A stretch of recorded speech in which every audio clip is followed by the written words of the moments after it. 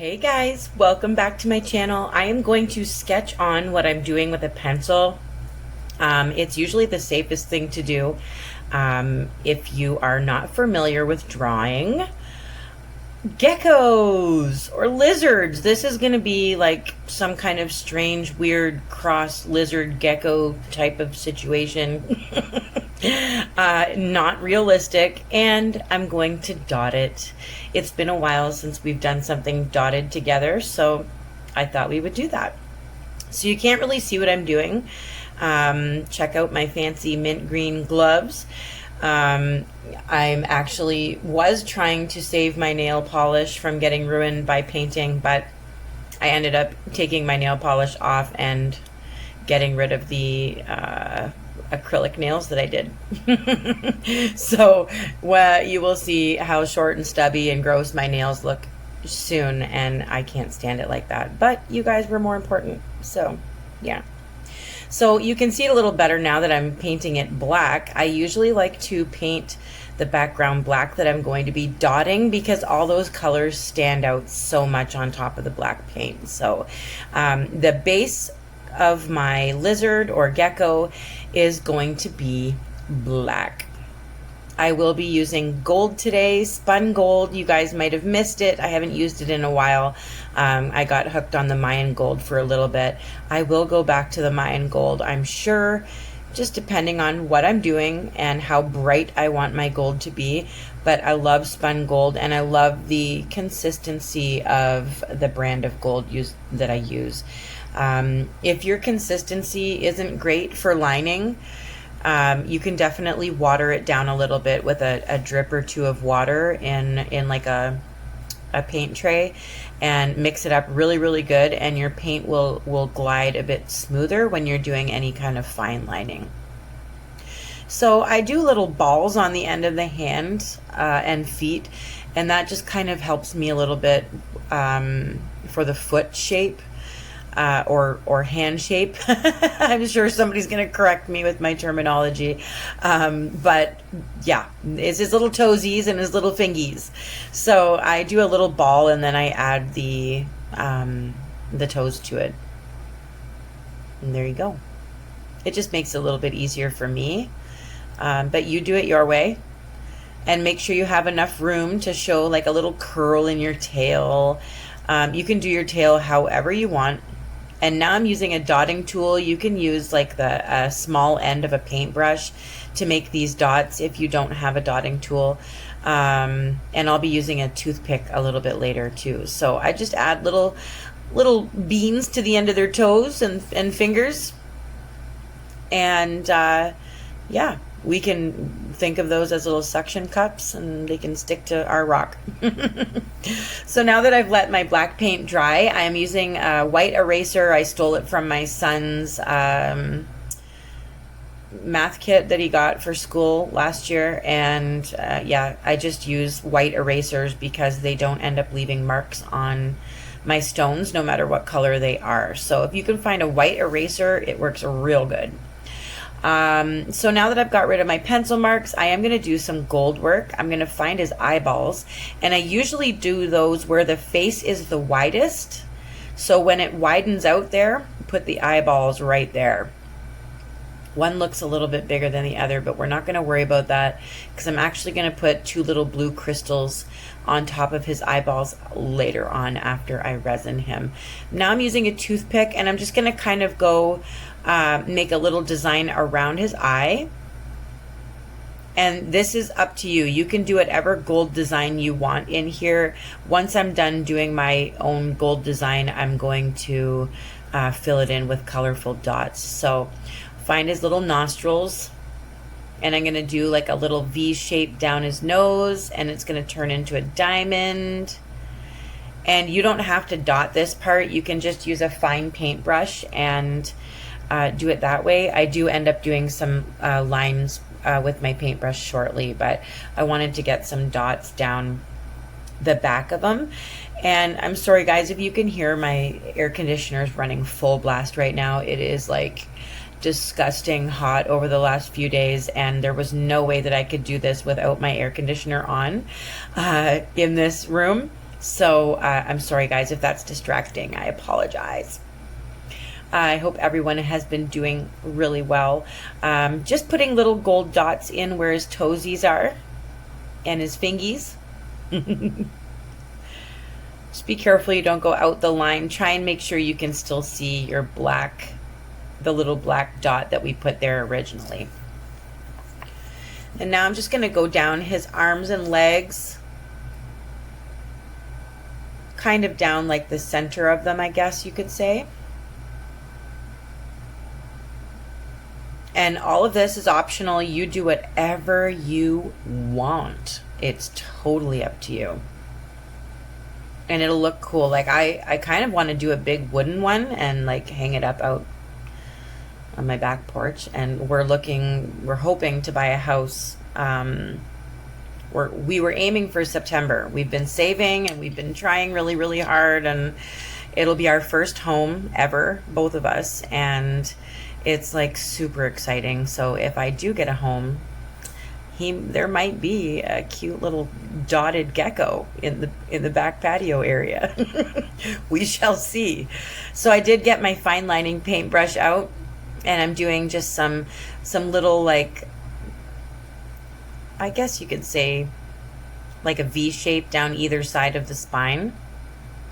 And I'm going to do a diamond shape up top and a diamond shape at the bottom as well, where his tail is starting, which you cannot see very well. And I'm going to apologize ahead of time. I wasn't in focus when I was doing the yellow portion and part of the green portion of this dotted face on our beautiful lizard gecko's reptile thing. Yeah, I wasn't in view for you guys. You guys are used to this now, aren't you? Where I don't have things in view. Yeah, so I apologize, but there will be saffron yellow in his nose area, and then I'm going to be using bright green. And basically I followed the curve of his nose with the saffron yellow, but the rest of the creature, the rest of the lizard, is just fill it in with dots of all shapes and sizes, whatever you feel comfortable with. The design on his back, I know some of you may have seen it. It kind of looks like my chest when I'm laying on my back. And so it looks a little weird.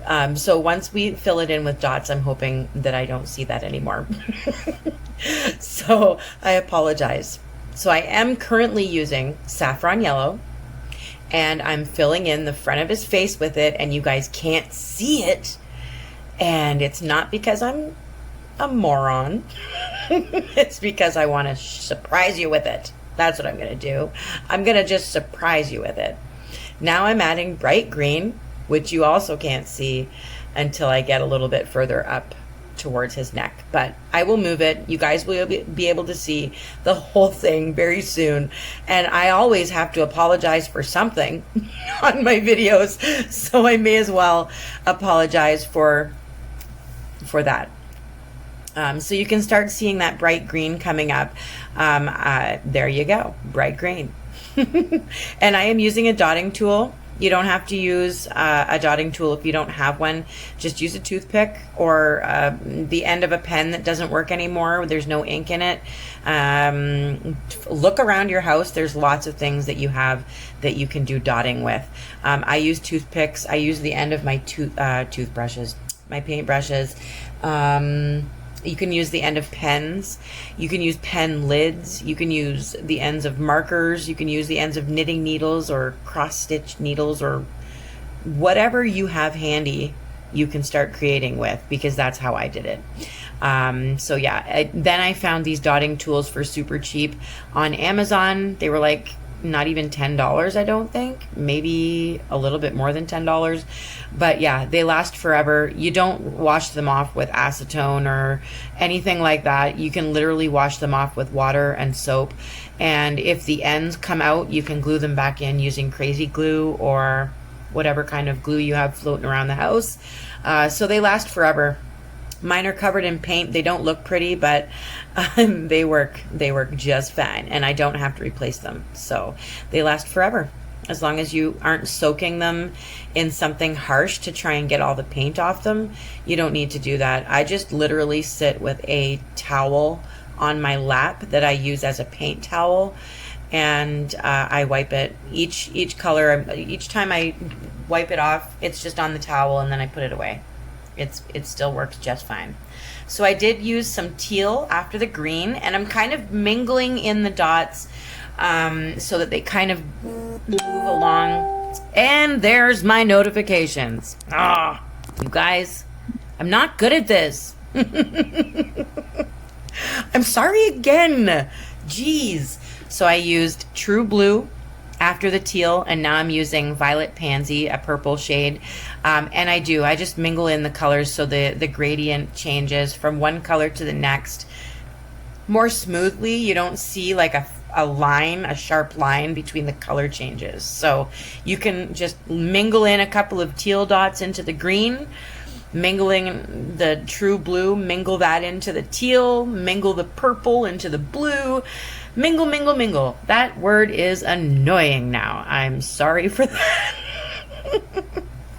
It's been a long day. I wanted this up and out for you guys in the morning.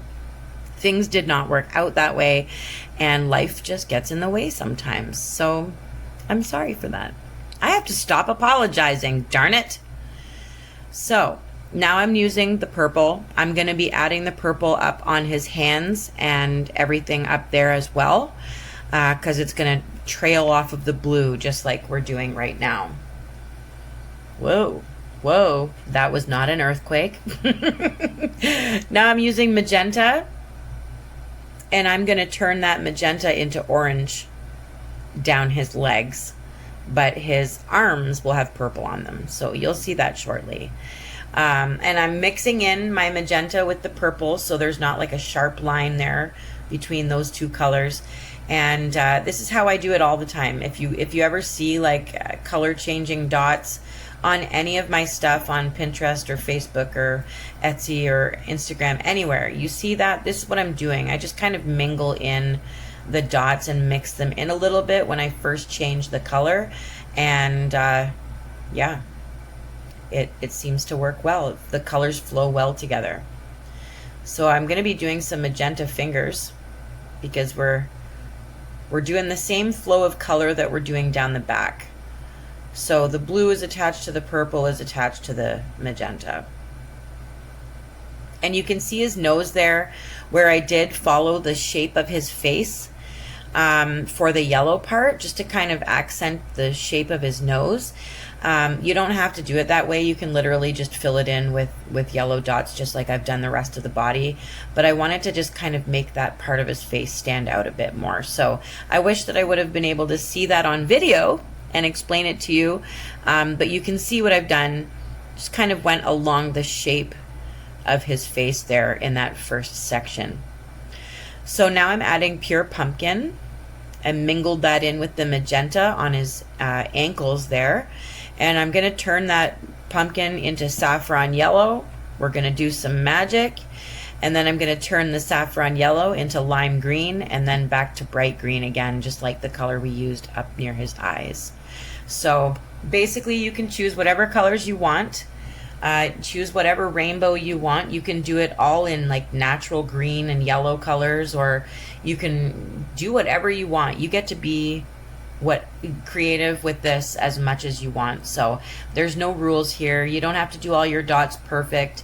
I made a huge mistake and I dropped a huge blob of orange on the orange area, and I had to remove all of that and repaint it black and redo the gold and all of that. So if you mess up, you can fix it. It's not something to worry about. Your artwork is still going to be beautiful. And yeah, we all make mistakes and nothing's perfect, but these seem to turn out just fine. That is one thing that I will not apologize for. So I'm filling in his entire tail now with the bright green, finishing it off. And then I will be outlining with gold the entire lizard. Of course, that's just the way I like to do things. And it will stand out a lot more on this stone once it's dry and sealed, this stone is going to go like really, really dark, almost like a dark granite or like a dark marble. So he's really going to pop off of this once it's all sealed up, and you'll see that.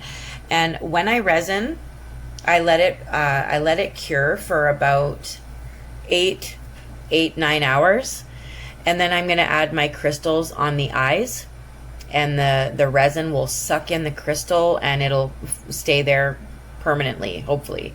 But if you're putting it outside, you should probably put the crystals on now using like just a crazy glue or a nail glue. Any kind of glue that you have, really, you can do, and then resin over top of the crystals, because you don't want birds or squirrels or anything picking the crystals off and eating them and harming themselves. So if it's going to be an outdoor rock, resin over top of the crystals, and if it's going to be an indoor rock, you can just set the crystals on top of the resin while it's curing, or glue them on when you're done, whatever you like to use to seal your stones.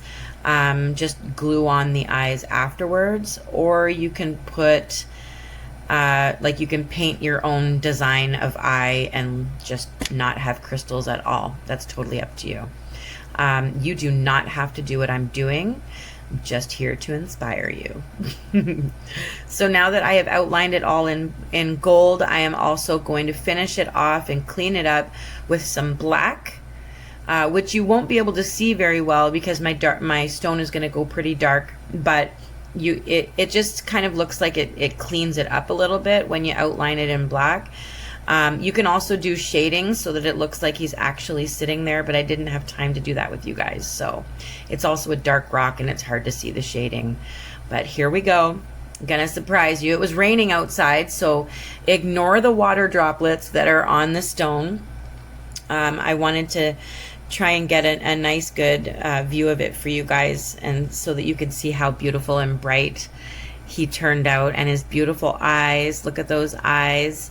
And the water droplets. But it's gorgeous, guys. Thank you so much for sticking around, waiting for me to post more tutorials. I don't want to just stick with foil, because I know a lot of you are like, hey, are you gonna do anything else? But yeah, so here you go, guys. I hope you love it. I hope it's fun. Keep painting.